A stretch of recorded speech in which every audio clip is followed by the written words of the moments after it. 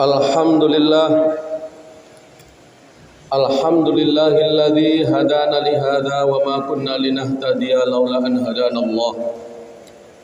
Ashhadu an la ilaha illallah wahdahu la syarika lah wa ashhadu anna Muhammadan abduhu wa rasuluh. Allahumma shalli wa sallim ala asyrafil anbiya'i wal mursalin nabiyyina Muhammadin wa ala alihi wa sahbihi ajma'in, amma ba'd. Faya ayyuhal muslimun, usikum wa iyaya bitaqwallah faqad fazal muttaqun. Wasma'u ma qala Allah ta'ala fil Qur'anil Karim. A'udzu billahi minasyaitonir rajim. Wa may yabtaghi ghairal islami dinan falan yuqbala minhu wa huwa fil akhirati minal khasirin. Shadaqallahul azim. Hadirin jamaah Jumat rahimakumullah. Terlebih dahulu kami menyampaikan wasiat takwa khususnya untuk diri pribadi kami dan kepada kita sekalian. Marilah kita selalu berusaha mendekatkan diri kita kepada Allah dengan berupaya menjalankan segala perintah-perintahnya dan menjauhi segala larangannya. Dan kita terus berusaha sebagaimana yang Allah firmankan, ittaqullah haqqa tuqatih wa la tamutunna illa wa antum muslimun. Kata Allah, bertakwalah kepada Allah dengan sebenar-benarnya takwa, dan janganlah kalian meninggalkan dunia ini, janganlah kalian wafat kecuali dalam keadaan Islam. Hadirin kaum muslimin rahimakumullah. Ayat ini tentu juga mengingatkan kepada kita bahwa banyak sekali cobaan, ujian di dalam hidup ini. Dengan beriringnya pergantian waktu, maka terkadang berganti pula cobaan dan ujian yang menempa kita. Kita tahu saat ini masih minggu pertama di tahun baru Hijriah 1444 Hijriah. Artinya kita memasuki era baru, tahun baru, yang sekaligus juga pergantian tahun ini mengingatkan kita bahwa Rasulullah ketika hijrah itu usianya saat ini, usia hijrah Rasulullah adalah sudah 1444 Hijriah. Karena memang tahun baru Islam ini diukur atau dimulai sejak hijrahnya Nabi kita Muhammad SAW. Dan kita perlu ingat bahwa ada satu ajaran Rasulullah ketika hijrah itu yang perlu kita pegang terus selama hidup kita, selama kita menjalankan pengabdian kepada Allah. Apa itu ajarannya? Suatu hari ketika hendak berhijrah, ada seorang sahabat yang menyampaikan bahwa ada sahabatnya yang ikut hijrahnya itu karena mengikuti wanita yang ingin dinikahinya. Maka Rasulullah kemudian menyampaikan sabdanya, innamal a'malu binniyat wa innamal likulli imri'in ma nawa. Faman kanat hijratuhu ilallahi wa rasulihi fa hijratuhu ilallahi wa rasulihi. Wa man kanat hijratuhu ilad dunya yusibuha aw imra'atin yankihuha fa hijratuhu ila ma hajaru ilaih. Kata Nabi, sesungguhnya setiap amal, setiap perbuatan, setiap aktivitas kita tergantung dari niatnya.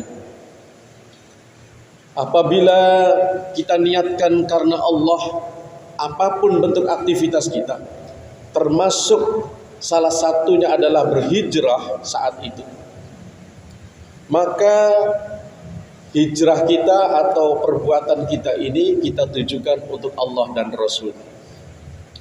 Tetapi barang siapa yang niatnya itu adalah karena harta, untuk memperoleh kekayaan, maka ia akan memperoleh itunya, memperoleh hartanya saja. Atau niat hijrahnya itu hanya karena seorang wanita yang ingin dinikahinya, maka ia pun hanya mendapatkan wanita itu. Hadis ini merupakan hadis yang tentu saja berlaku sepanjang zaman hingga kiamat nanti. Artinya apa? Artinya apapun yang kita lakukan, mari kita usahakan karena Allah Subhanahu wa Ta'ala. Termasuk sholat kita, mencari nafkah kita, pekerjaan kita. Yang penting perbuatan itu tidak dilarang dalam syariat Islam, dalam ajaran Islam. Karena memang kalau dilihat kegiatan kita ini, kalau dilihat dari ajaran Islam itu ada 3 hal lah yang perlu kita perhatikan. Pertama, perbuatan itu benar atau tidak, soleh atau salah, baik atau buruk. Tentu kita berusaha melakukan perbuatan yang baik, yang halal atau sejenisnya. Kedua, melakukannya itu walaupun perbuatannya itu baik, mencari nafkah untuk anak istri baik, tetapi ketika niatnya bukan untuk Allah, bukan karena Allah, maka kita hanya dapat memperoleh uang saja, memperoleh apa-apa kebutuhan kita di dunia saja. Mungkin bisa makan, mungkin bisa beli baju, mungkin bisa beli rumah. Hanya itu saja, dan itu hanya berhenti kenikmatan itu di dunia saja. Tetapi ketika kita niatkan karena Allah, maka insya Allah di samping dunianya dapat, karena kita memang mengais rezeki, kita memperoleh rezeki, maka akhirat pun insya Allah kita ada balasannya karena niat kita. Dan yang ketiga juga yang perlu diperhatikan adalah hasil yang kita kerjakan itu digunakan untuk apa.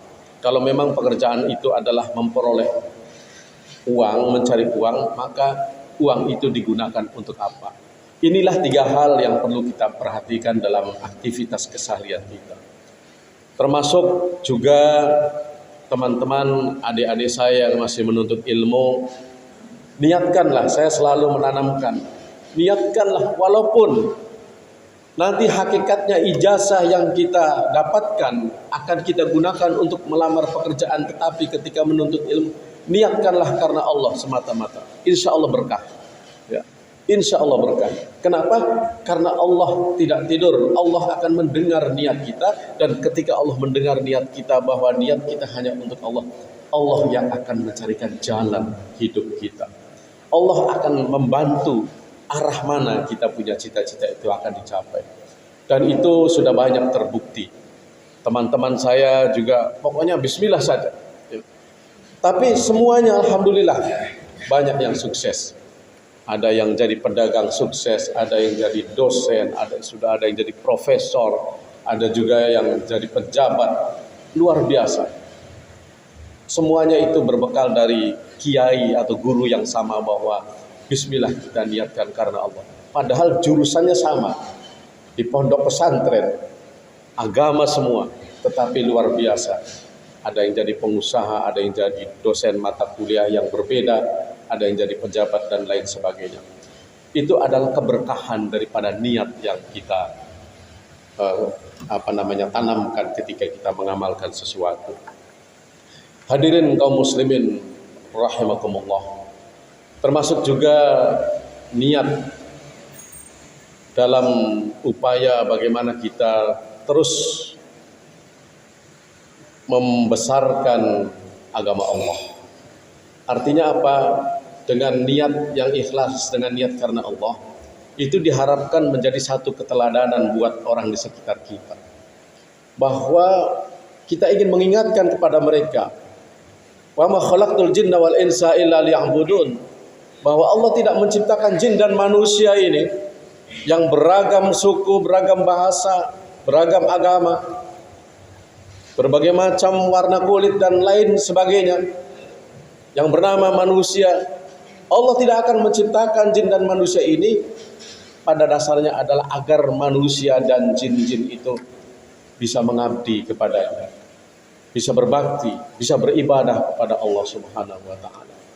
Dan niat adalah merupakan awal daripada lurus atau tidaknya ibadah yang kita lakukan. Sebab meskipun bentuknya ibadah, sholat tahajud, puasa, kan ibadah semua, haji. Tapi kalau niatnya salah, hati-hati, tidak akan sampai kepada Allah. Ya kan bisa saja. Mungkin yang rajin sholat, mohon maaf misalnya, ya karena komunitas di sini Muslim, semua fanatik, misalnya saya ikut rajin sholat karena ada niat 2 tahun lagi yang akan mencalonkan diri jadi caleg supaya dipilih, misalnya niatnya untuk itu, misal ini ya. Atau niat lain karena calon mertuanya rajin sholat, jadi sholatnya itu hanya karena ingin mendapatkan anaknya Pak Imam atau anaknya orang tua yang rajin di masjid. Atau niat-niat lainnya, naudzubillah, jangan sampai kita tanamkan, karena itu akan merugikan kita. Tetapi kalau niat karena Allah, ya, niat karena Allah, kemudian satu saat kita berdoa, ketika kita mencalonkan diri menjadi caleg, kita berdoa kepada Allah, ya Allah, kalau memang itu baik untuk saya, dekatkanlah jabatan itu. Tetapi kalau itu membahayakan saya, jauhkanlah. Niat doanya netral. Tapi kalau memang Allah memberi kepercayaan kepada kita, karena niat kita selama ini baik, karena niat kita selama ini hanya untuk Allah, insya Allah itu akan bisa membuat kita juga jadi, atau juga perempuan yang kita inginkan, insya Allah. Karena sekali lagi Allah mendengarkan apa yang kita ucapkan, Allah mendengarkan apa yang kita doakan. Ucapan kita saja didengar oleh Allah, apalagi ucapan itu berupa doa yang ditujukan kepada Allah. Hanya memang kadang-kadang doa itu tidak langsung spontanitas dikabulkan.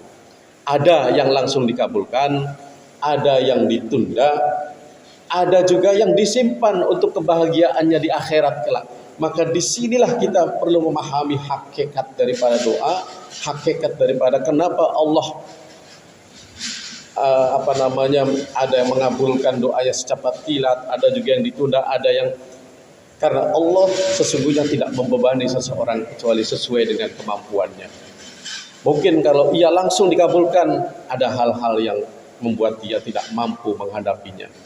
Hadirin kaum muslimin rahimakumullah.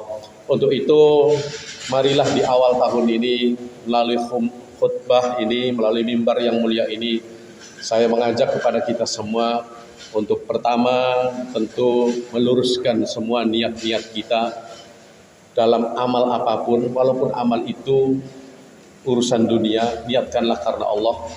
Apalagi urusan akhirat, tentu saja hanya karena Allah semata-mata.